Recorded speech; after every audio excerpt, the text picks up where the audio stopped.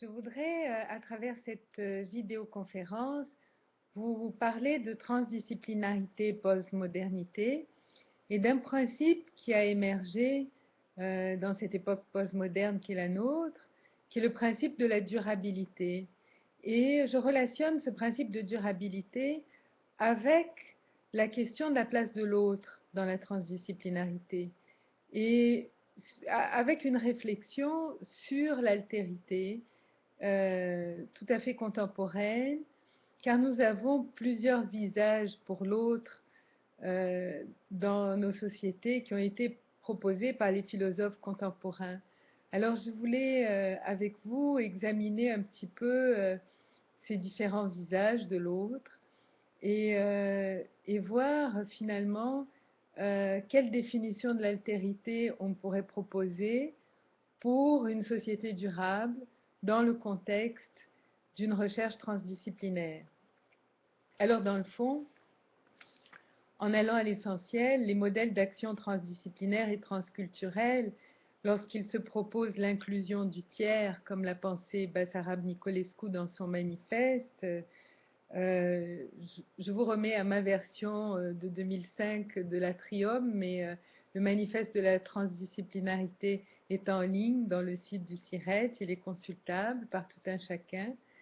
Dans ce manifeste se pose le problème de la place de l'autre, de la rencontre au sein de l'élaboration de la connaissance transdisciplinaire.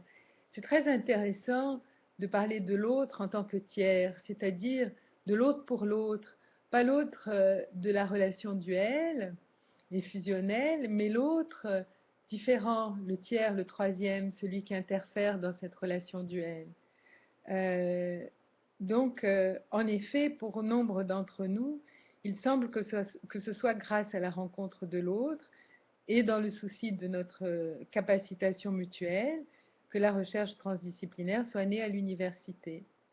L'autre collègue de l'autre discipline, à qui il se pose aussi des problèmes de sens de la connaissance, de sens de transmission de cette connaissance, de sens de sa propre discipline, de sens du dialogue inter- et transdisciplinaire. L'autre partenaire de l'administration que l'on doit convaincre, parce qu'il faut lui démontrer la pertinence de la création d'espaces de concertation transdisciplinaire entre collègues au sein de l'institution, ce qui veut dire d'insérer des heures de concertation dans le calendrier et des heures qui soient valorisées, qui soient rémunérées. L'autre étudiant qui peut arriver en classe avec une série de dogmes, d'a priori, de positions doctrinaires et à qui il va falloir enseigner à une docte ignorance qui nous permet la recherche mutuelle, le chercheur de l'autre problème, celui que dans notre discipline on s'était personnellement jamais posé, de l'autre perspective, de l'autre prise de position théorique et qui vient élargir l'horizon. En cela, la recherche transdisciplinaire a une portée très importante pour la conception de sociétés durables, car elle reprend la problématique de l'altérité. Entre nous, pensons à l'autre, comme l'a suggéré Lévinas. Qui est-il? De qui parlons-nous? De celui menaçant, comme l'ont pointé Deleuze et Guattari dans leurs travaux, et Foucault, qui emprisonne mon désir dans les raies de l'institution et qui n'a de cesse de surveiller et punir, l'autre qui nous piège, de celui contre qui je me ferme, l'étranger décrit par Camus, l'intrus contre lequel il faut préserver ses acquis, l'autre qui nous envahit, le grand autre, décrit par Lacan dans ses écrits, qui est le sujet supposé savoir et qui m'opprime en m'empêchant de trouver les bonnes réponses parce qu'il les a toutes. Alors moi qui suis censée apprendre et découvrir et non reproduire les dires du maître, l'autre qui nous soumet, celui qui me donne l'infini à lire en me prenant par la main et en m'invitant à aller à la découverte de l'autre en moi. cet autre matinal capable de créer du sens, de le partager, l'autre qui nous capacite, enfin l'autre en qui je me reconnais, ce même, ce proche, ce miroir opposant, ce frère d'armes, où nulle parole n'est plus nécessaire, et le silence qui nous unit semble plus éloquent que le vacarme que font parfois les mots, les projections, les attentes, les transferts. L'autre comme une présence qui nous délivre de la solitude. Comment le rapport à l'altérité dans une perspective transdisciplinaire peut être un rapport instituant, faiseur à la fois de rencontre et de dépassement par la capacitation mutuelle qu'elle entraîne, par l'évolution qu'elle rend possible, un rapport, faiseur d'avenir, et comment établir un passage entre la conception d'une société durable et la position transdisciplinaire. Alors, finalement, à partir de tous ces autres que j'ai décrits, l'autre qui me menace, l'autre qui me capacite, l'autre en moi, l'autre qui est le même que moi, l'autre intrus, l'autre frère, quelle conception de l'autre finalement choisir pour orienter son chemin dans la transdisciplinarité. Et je propose personnellement la lecture d'Emmanuel Lévinas dans Le temps et l'autre, où il dit que l'autre est mon avenir. Il dit, je ne vais pas donner une définition anthropologique de l'autre, mais une définition ontologique de l'autre, parce que l'autre rompt ma solitude.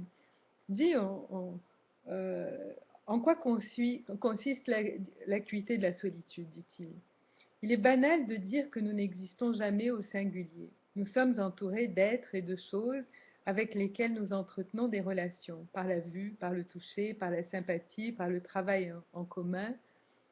Nous sommes avec les autres. Toutes ces relations sont transitives. Je touche un objet, je vois l'autre, mais je ne suis pas l'autre. Je suis tout seul. C'est donc l'être en moi, le fait que j'existe, mon exister, qui constitue l'absolument intransitif, quelque chose sans intentionnalité, sans rapport. On peut tout échanger entre êtres sauf l'exister. L'exister est donc une expérience essentiellement intérieure. Concevoir un événement qui va permettre le dépassement de cette solitude et qui a une portée ontologique, c'est comprendre la portée du face-à-face avec autrui dans le temps et qui permet de se délivrer du poids de la matérialité qui nous voue à la souffrance et à la mort. La rencontre avec autrui a lieu pendant l'intervalle qui sépare le présent et la mort. Je cite l'auteur, « Cette marge à la fois signifiante mais infinie, où il y a toujours assez de place pour l'espoir. » C'est-à-dire que l'autre, pour Emmanuel Lévinas, c'est la place de l'espoir. Cet avenir autre et nouveau m'est offert grâce à la rencontre.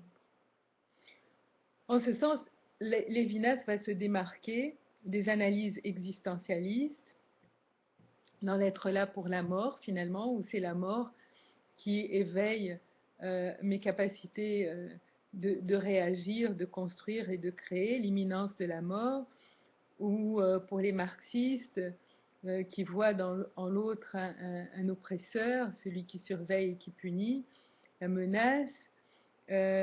Pour lui, la relation avec l'avenir, la présence de l'avenir dans le présent, semble s'accomplir dans le face-à-face avec autrui.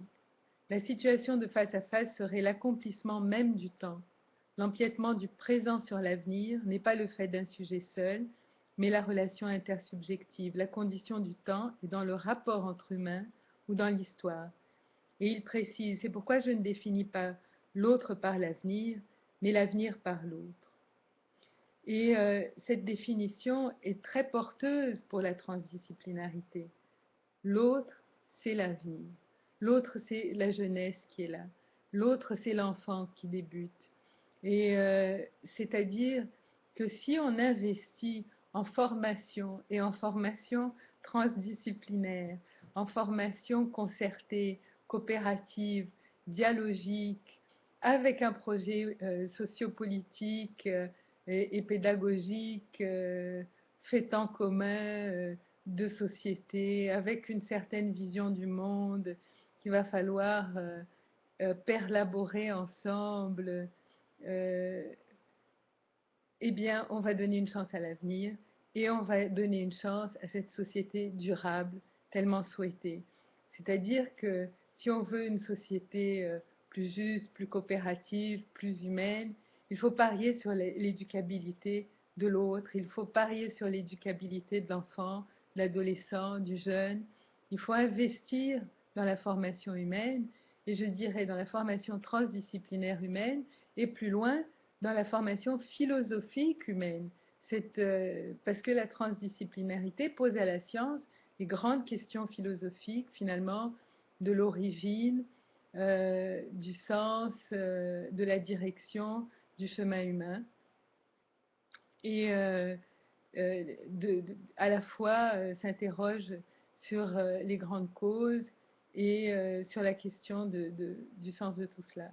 Donc, je termine ce premier vidéo sur transdisciplinarité, postmodernité et durabilité en disant, eh bien, la société durable, elle va être possible à partir du type de représentation que l'on a de soi-même et des autres et de l'importance de voir que l'autre, celui qui est là, celui qui vient, eh bien, c'est notre avenir. Merci beaucoup.